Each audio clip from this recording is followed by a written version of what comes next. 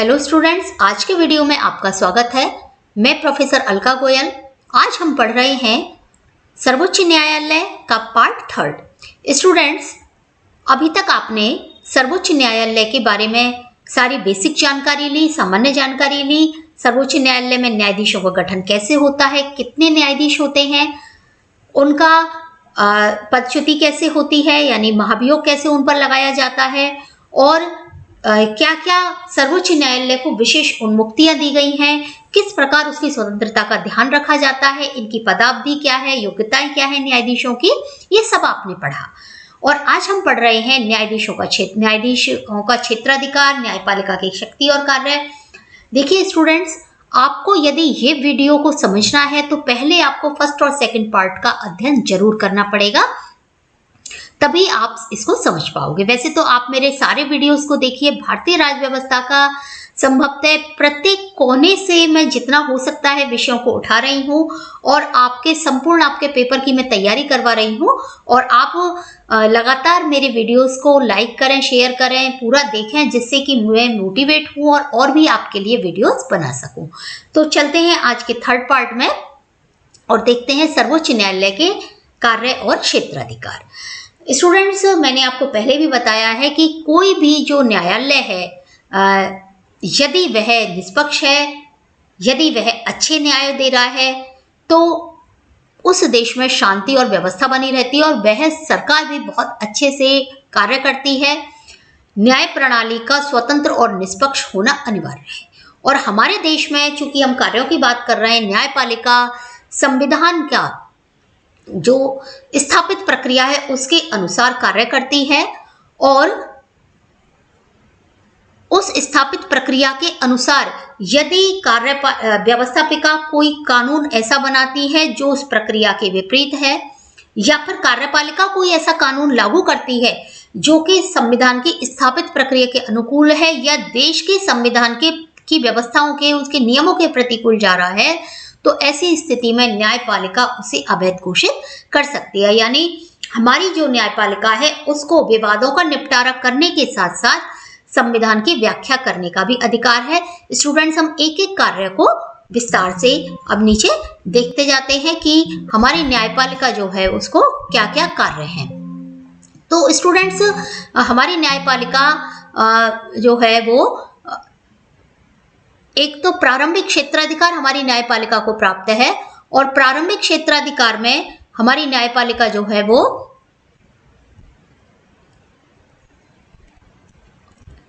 देखिए, पहले मैं ये बता देती हूं आपको कि जो संविधान का अनुच्छेद 141 है उसमें ये दिया हुआ है कि सर्वोच्च न्यायालय द्वारा के जो भी सिद्धांत हैं वह भारतीय सीमा में आने वाले सभी न्यायालयों पर लागू होते हैं, और इनकी जो कार्य जो भी कार्य ये करेंगे, जो भी शक्तियां हैं, वो देश के सभी न्यायालय, भारतीय सीमा के सभी लोगों पर इनके निर्णय लागू होंगे, सभी न्यायालयों पर इनके लागू होंगे। तो मैं अभी आपसे कह रही थी प्रारंभिक क्षेत्राधिकार।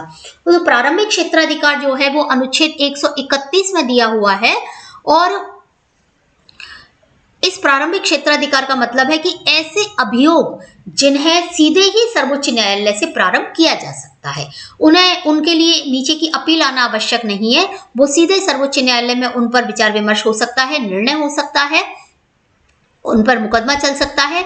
और ऐसे विवाद कौन से होते हैं? देखिए, एक और भारत सरकार तथा एक और दूसरी ओर एक या एक से अधिक राज्य, यानी एक तरफ भारत सरकार और दूसरी तरफ राज्य। यदि कोई राज्य भारत सरकार के विरुद्ध शिकायत करता है, भारत सरकार बनाम राज्य, और एक राज्य भी हो सकता है और दो राज्य भी हो सकते हैं, क्योंकि सर्वोच्च न्यायालय में ही जाएंगे ऐसे विवाद। तो दूसरे विवाद हैं एक और भारत सरकार के साथ में एक या अधिक राज्य और दूसरी ओर एक या अधिक राज्य, यानी एक तरफ तो कुछ राज्य हो और भारत की सरकार हो, और दूसरी तरफ केवल राज्य हो एक या अधिक।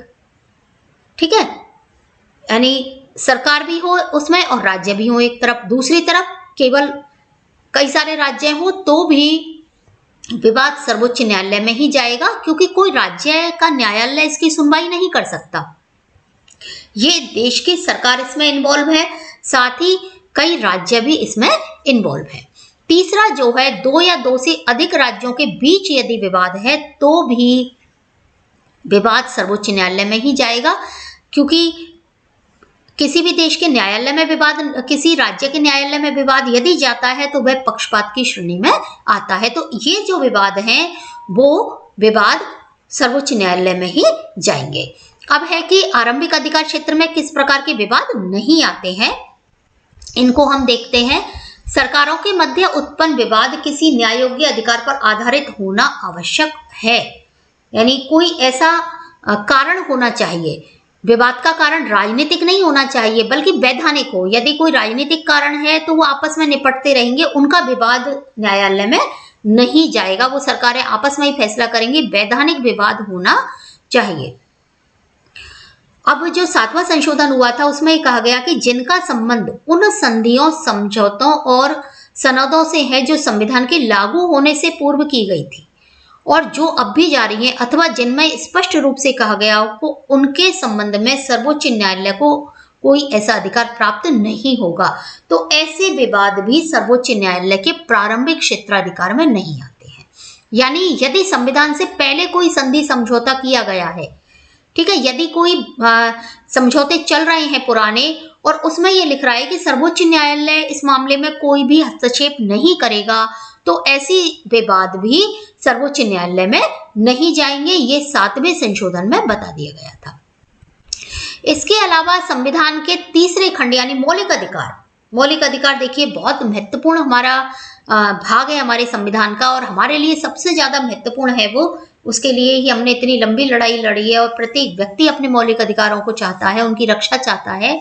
और हमारे जो मौलिक अधिकारों से संबंधित अभियोग हैं वो भी आरंभिक क्षेत्राधिकार में आते हैं न्यायालयों के में, यानी हम मौलिक अधिकारों के बारे में अपनी शिकायत संविधान इसमें कर सकते हैं उच्चतम न्यायालय में, क्योंकि संविधान का जो अनुच्छेद 32 है, 32 में लिखा हुआ है संवैधानिक उपचारों का अधिकार। इसमें यह कहा गया है नागरिकों को मौलिक अधिकारों की अवहेलना करने पर सर्वोच्च न्यायालय में याचिका या रिट देने का अधिकार दिया गया है। यानी यदि हमारे मौलिक अधिकारों का हनन होता है तो ऐसी स्थिति में हम न्यायालय में अपनी अपील दर्ज कर सकते हैं और सर्वोच्च न्यायालय इसके लिए कोई भी याचिका और रिट देने का अधिकार सर्वोच्च न्यायालय को है। वो क्या क्या रिट दे सकता है वो मैं आपको अभी बताती हूँ। देखिए ये 5 हैं। बंदी प्रत्यक्षीकरण, ये सबसे महत्वपूर्ण है हमारे लिए। बंदी प्रत्यक्षीकरण क्या होता है, इसको इंग्लिश में बोलते हैं हैबियस कॉर्पस एक्ट। और इसका क्या मतलब है कि यदि किसी को बंदी बनाया गया है ना, किसी व्यक्ति को बंदी बनाया गया है, सामान्य रूप से इसमें निवारक निरोध अधिनियम के अंतर्गत यदि किसी को बंदी बनाया गया है तो वो इसमें शामिल नहीं है। अनुच्छेद 22 के अंतर्गत यदि कोई बंदी है, निवारक निरोध क्या होता है, यदि आतंकवादी गतिविधियों के अंतर्गत यदि किसी को बंदी बनाया है या देश की एकता अखंडता का खतरा होने पर किसी को बंदी बनाया है तो वहां पर ये बंदी प्रत्यक्षीकरण लागू नहीं होता है। तो सामान्य रूप से यदि किसी को बंदी बनाया गया है उसको 24 घंटे के अंतर्गत उसकी पेशी न्यायालय के सामने होती है और न्यायालय ऐसी स्थिति में मतलब उसके बयान लेता है लिखित रूप में। मजिस्ट्रेट के सामने उसकी पेशी होती है, लिखित रूप में उसके बयान आते हैं और उसके बाद में उसको ये बताया जाता है कि तुम्हें इस कारण से बंदी बनाया गया है। इसके बाद में है परमादेश। ये न्यायालय अपने लिए आदेश, मतलब अधीनस्थ न्यायालय से कोई केस मंगवाना या उन्हें आदेश जारी करना, उससे संबंधित है ये। परमादेश, प्रतिषेध, उत्प्रेषण लेख और अधिकार प्रेक्षा, ये जो हैं ये सारे उससे संबंधित हैं। और राष्ट्रपति और उपराष्ट्रपति के निर्वाचन संबंधी जो विवाद हैं सर्वोच्च न्यायालय के मूल अधिकार क्षेत्र में आते हैं। और क्योंकि ऐसे विवादों की सुनवाई भी राज्यों के कोर्ट में नहीं हो सकती है, ये एक बड़ा पद है, महत्वपूर्ण पद है, इसलिए इनकी सुनवाई राज्यों में नहीं हो सकती है, ये सीधे सर्वोच्च न्यायालय में आते हैं। यानी महाभियोग इत्यादि के जो विवाद होते हैं या निर्वाचन संबंधी जो विवाद होते हैं वो भी यहाँ पर आते हैं। महाभियोग हालांकि संसद के दोनों सदन लगाते हैं, उनकी पूरी प्रक्रिया मैं आपको पहले बता चुकी हूँ। अब दूसरा अधिकार क्षेत्र है अपीलीय अधिकार क्षेत्र। और अपीलीय अधिकार क्षेत्र ऐसे अभियोग आते हैं इसमें जो कि निम्न न्यायालय भेजते हैं, नीचे के न्यायालय जो भेजते हैं उनकी अपील सर्वोच्च न्यायालय में की जा सकती है। और ये भी 4 प्रकार के हैं। संवैधानिक अभियोगों में अपील, यानी संवैधानिक कोई कारण हो संविधान के विरोध में। दीवानी और सिविल अभियोगों में अपील, देखिए ये न्यायपालिका की चीजें हैं। फौजदारी या दांडिक मामलों में, यानी कोई फौजदारी विवाद हो उसके संबंध में हो, या कोई विशेष अपील सुनने का अधिकार इनको है। ठीक है, ये न्यायिक मामले हैं। जब आप इन्हें विस्तार से एक एक चीज को पढ़ोगे तो और पता चल जाएगा। अगला आता है परामर्शदात्री क्षेत्राधिकार। और परामर्शदात्री क्षेत्राधिकार है कि 143 के अंतर्गत जो भारत के राष्ट्रपति हैं वह किन्हीं वैधानिक समस्याओं के संबंध में, यदि कोई कानूनी समस्या आ रही है उनके संबंध में वो सर्वोच्च न्यायालय के न्यायाधीश से परामर्श मांग सकते हैं। और जब भी राष्ट्रपति को ऐसा लगे कि कोई वैधानिक समस्या उत्पन्न हो गई है तो वह सर्वोच्च न्यायालय के पास ये अपनी राय के लिए भेजा जा सकता है, मतलब उस विवाद को, उस समस्या को। और सर्वोच्च न्यायालय की 5 जो न्यायाधीश हैं उनकी बेंच के द्वारा उस पर फैसला होता है। और ये आवश्यक नहीं है, देखिए ये मैं कि राष्ट्रपति उसको माने, उस राय को मानने की कोई बाध्यता नहीं है राष्ट्रपति के ऊपर। राष्ट्रपति चाहे तो उसे माने और चाहे उसे नहीं माने, ये जरूरी नहीं है। ये मैं पहले आपको राष्ट्रपति के संबंध में मैंने बताया, उस समय भी मैं आपको बता चुकी हूँ कि ये कोई बाध्यता नहीं है राष्ट्रपति के ऊपर। ठीक है, उच्चतम न्यायालय को ये अधिकार है कि वह जो प्रश्न है वो ये कहे कि ये व्यर्थ है या अनावश्यक है तो वह उसका उत्तर देने से मना भी कर सकता है। केवल राष्ट्रपति को ये अधिकार नहीं है, न्यायालय भी कह सकता है कि ये आवश्यक नहीं है, व्यर्थ है ये प्रश्न, और इसलिए वह उत्तर नहीं दे रहा है। और इसके लिए संविधान में कोई समय सीमा निर्धारित नहीं है। अगस्त 2004 में सरकार ने पंजाब हरियाणा राज्य के जल बंटवारे को लेकर के एक इस प्रकार का दिया था फैसला। और 1971 में कावेरी जल विवाद है, राम जन्मभूमि मामला है, या 1998 में इस प्रकार की न्यायाधीशों से संबंधित एक विवाद उठा था, तो उस समय भी उच्चतम न्यायालय से सलाह ली जा चुकी है। और जैसे मैंने बताया कि राष्ट्रपति कोई बाध्य नहीं है कि वह इस सलाह को माने। अच्छा, अब आता है संविधान की व्याख्या और सुरक्षा का अधिकार, जिसका मैंने अभी आपको बताया था। इसे हम न्यायिक पुनः अवलोकन भी कहते हैं। न्यायिक पुनः अवलोकन का वीडियो स्टूडेंट मैं इसके बाद आपके लिए 2 भागों में अपलोड करूंगी कि न्यायिक अवलोकन या न्यायिक समीक्षा क्या है। तो विस्तार से तो मैं वहां आपको बताऊंगी, लेकिन यहाँ भी मैं आपको, चूंकि मैं न्यायपालिका की क्षेत्र और अधिकार आपको बता रही हूँ, तो निश्चित रूप से यहाँ भी मैं आपको उसको बताना चाहूंगी। तो संविधान की व्याख्या और सुरक्षा का अधिकार सर्वोच्च न्यायालय को है। और जो सर्वोच्च न्यायालय है वो इसका ये जो व्याख्या है वह संविधान की स्थापित प्रक्रिया के अनुसार यदि कोई कानून नहीं बनाया जा सकता है, नहीं बनाया गया है, तो वह न्याय पुनः अवलोकन के अधिकार का प्रयोग कर सकता है। ठीक है, 187 के अंतर्गत, अनुच्छेद 187 187 के अनुसार ये उसको अधिकार प्राप्त है। और इसके अंतर्गत क्या है कि सर्वोच्च न्यायालय अपने द्वारा सुनाए गए निर्णय और दिए गए आदेश का पुनः अवलोकन भी कर सकता है, यानी स्वयं के आदेश का भी पुनः अवलोकन कर सकता है। साथ ही संसद द्वारा निर्मित कानून और केंद्रीय कार्यपालिका द्वारा जारी किए गए जो आदेश हैं, यदि वह संविधान के किसी अनुच्छेद की अवहेलना करते हैं तो ऐसी स्थिति में उन्हें अवैध घोषित किया जा सकता है। उस कानून और आदेश को अवैध घोषित किया जा सकता है कि ये मानने योग्य नहीं है। यदि केंद्र या राज्य सरकार अपने अधिकार क्षेत्र से बाहर किसी कानून का निर्माण करे, यानी उसको ऐसा अधिकार नहीं है फिर भी उसने कानून बना दिया, तो सर्वोच्च न्यायालय ऐसे कानून को रद्द कर सकता है, अवैध घोषित कर सकता है। ये बहुत ही महत्वपूर्ण अधिकार है जो हमारे अधिकारों की भी रक्षा करता है, देश के संविधान की भी रक्षा करता है। तो संविधान की व्याख्या रक्षा करने का अधिकार, ये बहुत महत्वपूर्ण अधिकार हमारे यहाँ दिया हुआ है, जिसका विस्तार आप मेरे नेक्स्ट वीडियो में पढ़ेंगे। जो संविधान है वो हमारे देश का सर्वोच्च कानून है और उसकी सुरक्षा करने की जो पूरी जिम्मेदारी है वो सर्वोच्च न्यायालय को प्राप्त है। अब है अभियोगों को स्थानांतरित करने की शक्ति, यानी जो अभियोग हैं, जो केस हैं, उनको न्यायालय दूसरे न्यायालयों में भेजना।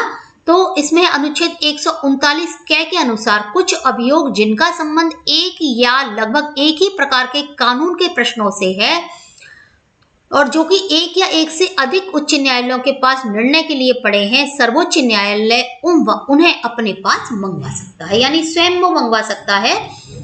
उसके लिए यह आवश्यक नहीं है कि न्यायालय उसके पास भेजें या न्यायालय उससे राय लें, वह स्वयं भी अपने पास उन निर्णयों को, उन अभियोगों को मंगवा सकता है यदि उसको ऐसा लगे कि एक ही प्रकार के जो प्रश्न है, एक ही प्रकार के विवाद हैं जो कि नीचे के कई न्यायालयों के पास में पड़े हुए हैं। अब अभिलेख न्यायालय यानी जो सर्वोच्च न्यायालय के जो फैसले होते हैं वो पूरे देश में एक मिसाल के रूप में जाने जाते हैं। पूरे देश में उनको मिसाल दी जाती है, उनके निर्णयों को प्रकाशित किया जाता है। 129 के अनुसार जो भारत का सर्वोच्च न्यायालय है वो अभिलेख न्यायालय है और इसकी जो भी कार्यवाही या निर्णय होती हैं वो एक न्यायिक दृष्टांत के रूप में सभी न्यायालयों के द्वारा अपनाई जाती हैं। इसके निर्णयों को बदला नहीं जा सकता। इन्होंने जो नियम बनाए अपने निर्णयों के द्वारा वह सभी न्यायालयों को, देश के सभी उच्च न्यायालयों को मानने पड़ते हैं। यदि किसी न्यायालय को अभिलेख न्यायालय का स्थान दिया जाता है तो उस न्यायालय का अपमान करने वाले व्यक्ति को दंड दिया जाता है। यानी यदि कोई न्यायालय के जो दृष्टांत है उनका उल्लंघन करता है तो उसे दंड दिया जाएगा। ठीक है, उसको अपमान का दोष, मानहानि का दावा उस पर किया जा सकता है। अच्छा, एक चीज और है कि जो सर्वोच्च न्यायालय वह स्वयं अपने निर्णयों पर पुनर्विचार कर सकता है। हो सकता है कि अभी भी ऐसा ही केस आया हो पहले जैसा और पहले उसमें जो निर्णय दिया है वो अलग है और वर्तमान में स्थिति अलग है। ठीक है, तो वह स्वयं भी अपने निर्णयों पर दोबारा से पुनर्निर्णय कर सकता है। पुराने जो निर्णय है उनके अनुसार ना दे करके दूसरे अपने निर्णय दे सकता है। लेकिन इसका अभिप्राय यह नहीं है कि सर्वोच्च न्यायालय द्वारा जो निर्णय स्थायी रूप में जो पहले दिए गए हैं वो बदले नहीं जा सकते। ठीक है, उन्हें भी बदला जा सकता है। और अनुच्छेद 137 के अनुसार सर्वोच्च न्यायालय अपने दिए गए जो निर्णय है पहले उन पर पुनर्विचार कर सकता है यदि उसे लगे कि स्थितियां अब बदल गई हैं या फिर अब कोई नया साक्ष्य सामने आ गया है, तो ऐसी स्थिति में वो ये कर सकता है। इसके अलावा भी कुछ अन्य कार्य हैं, विविध कार्य, जैसे कि सर्वोच्च न्यायालय भारत के सभी न्यायालयों के निरीक्षण करना, उनके कुशल प्रबंध के लिए भी नियम बना सकता है। यानी उनका निरीक्षण भी कर सकता है, उसका कुशल प्रबंधन भी कर सकता है और उनके लिए नियम बना सकता है प्रबंधन के लिए। इसके अलावा राष्ट्रपति संघ लोक सेवा आयोग के अध्यक्ष और अन्य सदस्यों को तभी अपदस्थ कर सकता है जब सर्वोच्च न्यायालय उन्हें जांच करके प्रमाणित कर दे कि इन्होंने वास्तव में गलत कार्य किया है। ठीक है, इसके अलावा सर्वोच्च न्यायालय विधि विशेषज्ञों के लिए भी नियम बना सकता है। जो विधि विशेषज्ञ हैं उनके लिए भी उचित नियम बना सकता है। कोई कानून के जानकारों के लिए, विधि विशेषज्ञ होते हैं कानून के जानकार, उनके लिए भी नियम बना सकता है, क्योंकि सबसे ज्यादा वो बड़े विधिवेत्ता हैं वो तो सर्वोच्च न्यायालय के न्यायाधीश हैं। इसके अलावा सभी प्रशासनिक और न्यायिक अधिकारियों से वो सहायता ले सकता है। यदि बहुत ज्यादा उसके पास में कार्य हो गए हैं और बहुत ज्यादा आवश्यकता है तो वो किन्हीं से भी सहायता ले सकता है। तो इस प्रकार आपने देखा कि जो हमारा सर्वोच्च न्यायालय है उसे बहुत ज्यादा व्यापक अधिकार प्राप्त है। बौद्धिक अधिकारों की सुरक्षा, संविधान की सुरक्षा, हमारे देश की सब व्यवस्था, पूरा न्याय की जो व्यवस्था है, सभी राज्य जो हैं उनके भी अधिकारों की रक्षा करता है। ये यदि कोई अन्य राज्यों के जो विवाद होते हैं केंद्र सरकार के विरोध में या दो राज्यों के बीच, उनकी भी अपील सुनता है। और अपील क्या, उनका प्रारंभिक क्षेत्राधिकार है तो उनकी बात भी सुनता है, या अपील के अधिकार भी केस इसके पास आते हैं। तो इतने सारे अधिकार इसके पास हैं स्टूडेंट्स। तो हमारा जो सर्वोच्च न्यायालय वो वास्तव में बहुत ही गौरवपूर्ण तरीके से काम कर रहा है और बहुत ज्यादा शक्तिशाली है। पूरी न्यायिक शक्ति इसके पास है और बहुत अच्छी तरह से हमारा न्यायालय कार्य कर रहा है। तो स्टूडेंट्स, मेरा ये सर्वोच्च न्यायालय के वीडियो यहाँ पर समाप्त होते हैं। आशा है आपको मेरे वीडियोस पसंद आ रहे होंगे और अब मैं आपको जो नेक्स्ट वीडियो लेकर आऊंगी वो इसी से संबंधित है, न्यायिक समीक्षा के संबंधित। इसके 2 पार्ट होंगे, न्यायिक समीक्षा, न्यायिक पुनरावलोकन, दोनों एक ही बात है। आप मेरे वीडियोस लगातार देखते रहिए। आपको संविधान के प्रत्येक पार्ट के बारे में वीडियोस बना रही हूँ। आपकी जो भी क्वेरीज हैं वो भी आप मुझे बताते रहिए और जो भी आपको अच्छा या बुरा लगे वो भी आप कमेंट करके जरूर बताइए। तो मिलते हैं नेक्स्ट वीडियो में, तब तक के लिए धन्यवाद।